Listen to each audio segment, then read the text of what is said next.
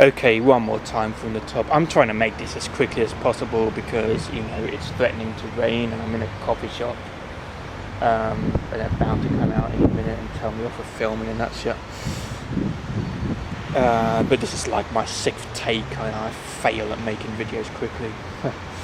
But anyway, Old Fart Rants asked a question which was something like, can you validate any of the magical claims from the Bible with material that's outside of the Bible that hasn't been refuted and completely already, or something of that nature.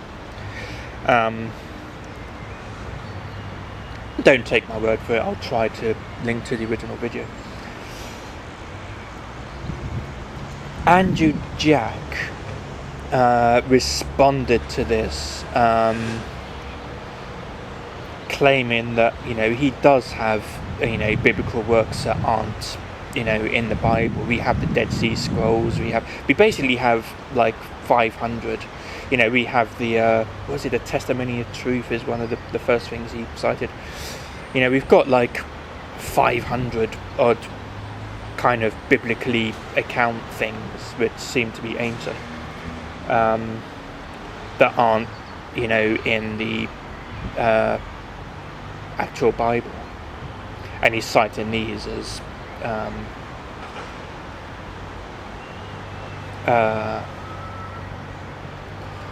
as what Old Fart Rants is asking for, and saying, there you lose. Old Fart Rants comes back and says, you're basically trying to prove, trying to validate a comic book with another comic book, which is exactly what he is doing. And Andy's sort of coming back with these weird ad hominems and attacks, and saying that he's a dim bulb, and saying that his 3-year-old daughter could understand this, so he's going to talk to Old Fart like he's a 3-year-old girl, and all this kind of thing.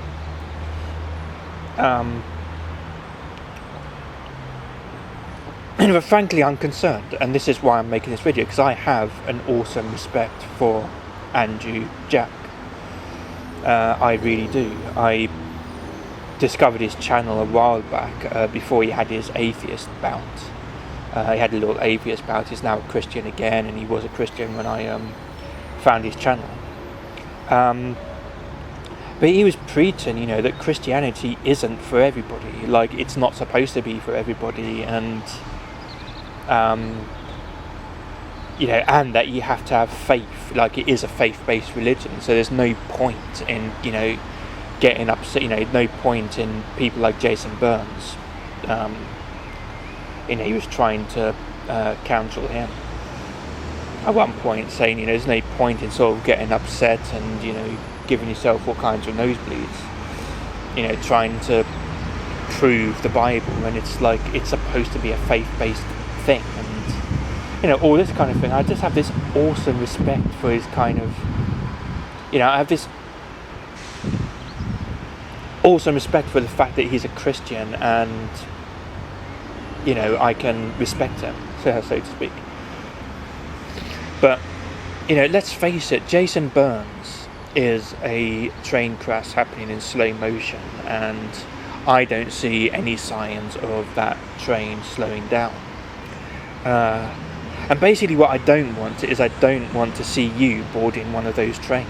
Those videos, the Old Fart Rants Part 1, 2 and 3, were especially Part 3, were dangerously Jason Burns-esque in their nature, and that's not you. I don't want to see you having, suffering from all kinds of depression and having all these nervous breakdowns for nothing. I'm here to remind you that Christianity is a faith-based thing, it's a personal thing, it's not for everybody. And we can all respect one another, without trying to, without Christians trying to drum, evangelism down the throat of atheists, and vice versa. You know what I mean?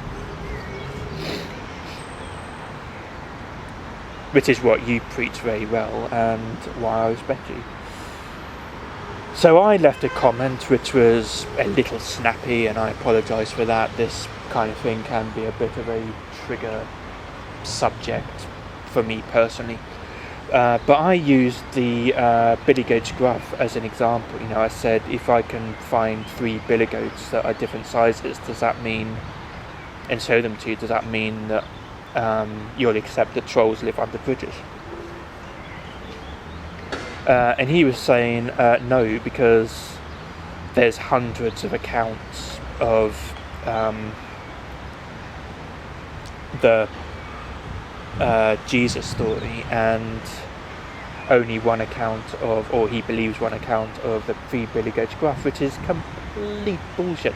I mean, I was going to do a wiki search for where the billy goats gruff and the 3 little pigs, which I think is a better example, when I think about it, came from. I have a feeling though that they are ancient stories which were probably originally handed down through word of mouth and then written down later, and all that kind of thing. I know the Brothers Grimm stories were like that. They didn't write. The Grimm brothers didn't write the fairy tales. They kind of collected all these traditional word of mouth fairy tales and wrote them down. Very much like the Bible. In fact,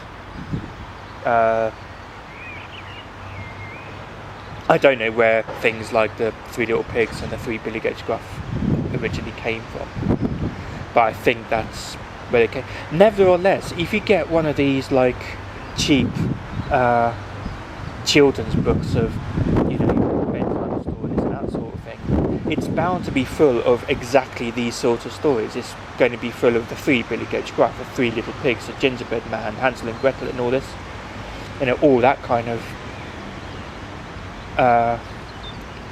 thing, and they're all going to be slightly different. We had the Ladybird version. I think Ladybird released a few different versions. We had the I Can Read It Myself variant as a kid. That's the version that I'm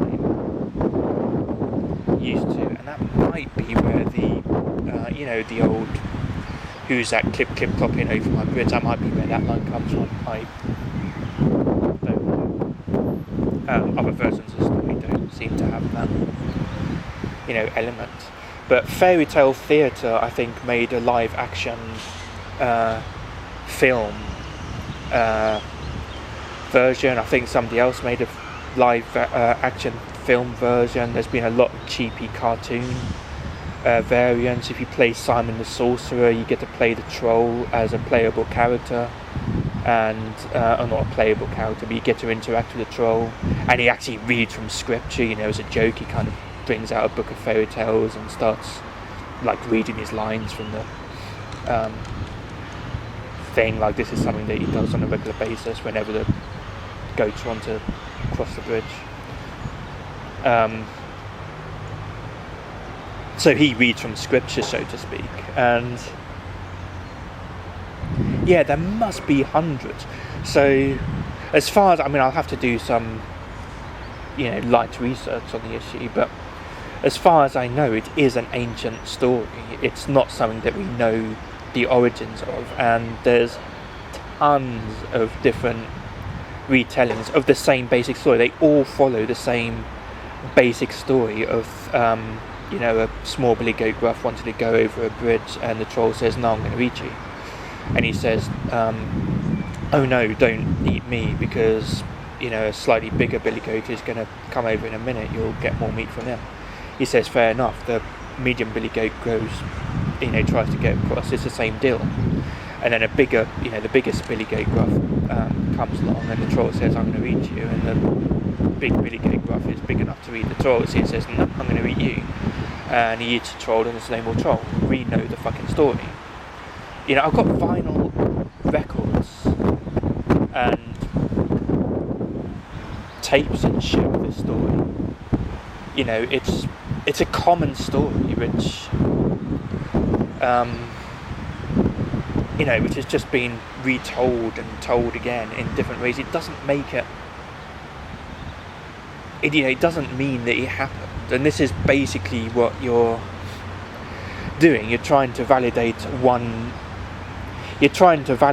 like the Ladybird version of Free Billy Goat's Gruff, which is the version I grew up with the trip trapping over my bridge line, with the fairy tale bloody theatre film. You know what I mean? And the Three Little Pigs story, I think that's even better, because not only do we have the story, we have the the story. Three pig children leave their mother, they go off, and the first pig builds his house of straw, the second of sticks, the third of bricks. The first two pigs have their house blown down by a wolf, but you can't blow down the house of bricks, so they all live with that pig who was clever enough to build a strong enough house. We know that story. Not only do we have that, but we have the nursery rhyme. This little piggy went to market, this little piggy stayed at home. This little piggy had roast beef, this little piggy had none, and this little piggy went wee all the way home, which is similar, because we're dealing with anthropomorphic pigs who possibly the same pigs. Again, we have the issue of we don't know where the story came from, I'm guessing, and it's an ancient text, I'm guessing, but Ladybird Books have released a copy. It's in every cheapo book of children's fairy tales. If it's a Hans Christian Andersen thing, it'll be in that. And I really should have done a quick wiki search on the issue, but I wanted to make this quickly.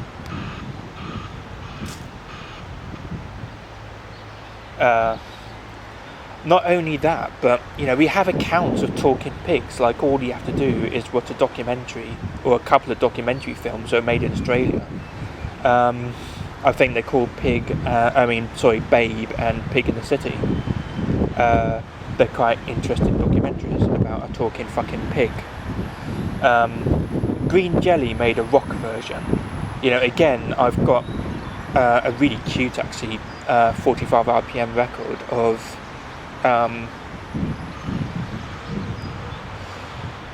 not only the story being told, but children trying to use critical thinking of to refute the story as it's happening. You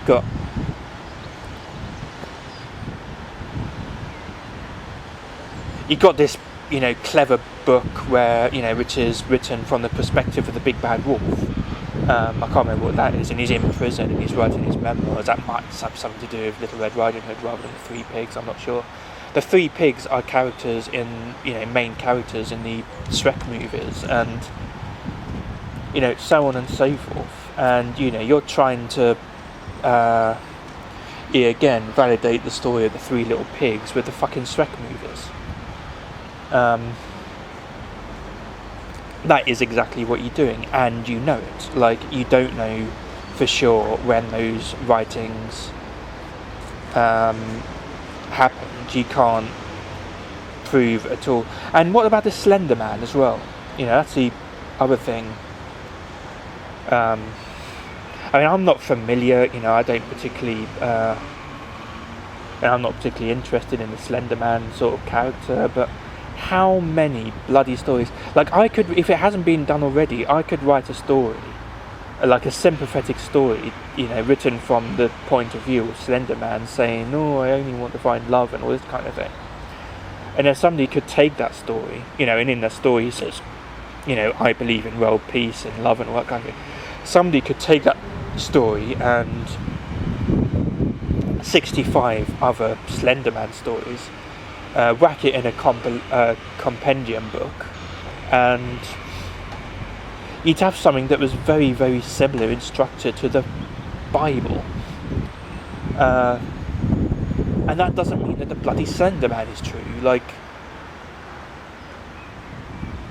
even though we have, and we'd have like tons and tons of other kind of, writings mostly, and also the Marble Hornets video series about the fucking Slender Man.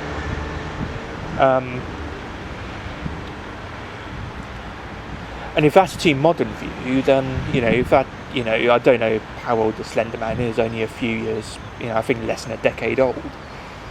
But what about Dracula?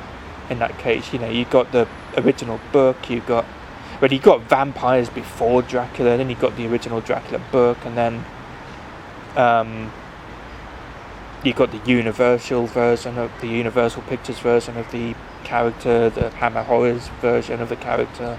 I've got a book that I think it's called The Blood of Dracula or something. It's written by like Bram Stoker's grandchild or something.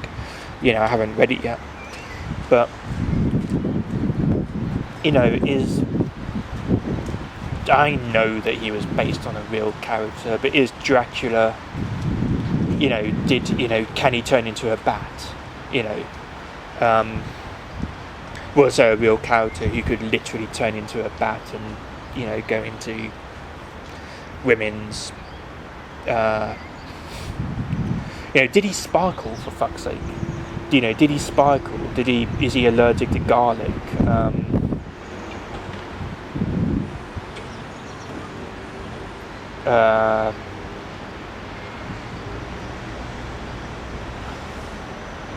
Is he affected by light? Which, an interview with a vampire, Dracula, fucking Twilight, which one is fucking real? And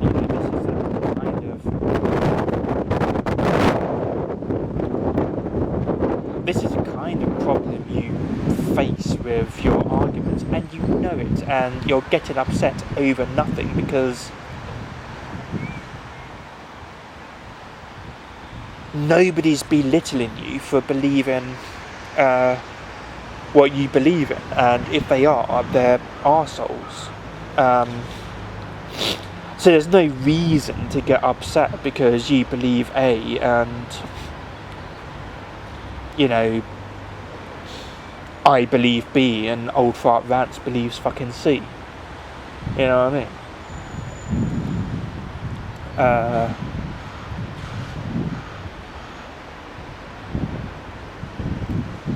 So yeah, I think that's all I wanted to say finally. So I want to give this cut back and have a good night. I would like to take this opportunity to invite you to accept Fluttershy into your heart.